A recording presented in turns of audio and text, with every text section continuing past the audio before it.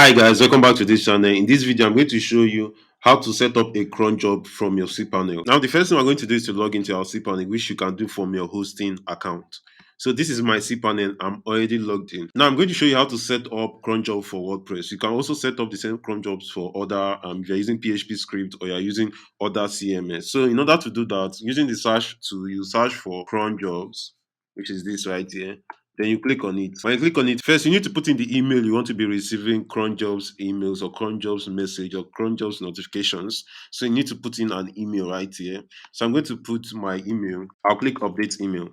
So when I do that, my email has already been added. So yeah, right now I want to create a cron job for a WordPress site. Now the best default settings you can see we have common settings.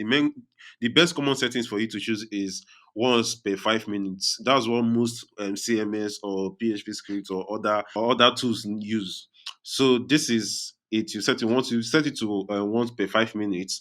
All this is going to set by itself. Then yeah, you can put in the command like this. So this is the command you're going to use. There are some commands that might be different. There are some commands that will look like this, that will be cron like this. Then you put your website link like this.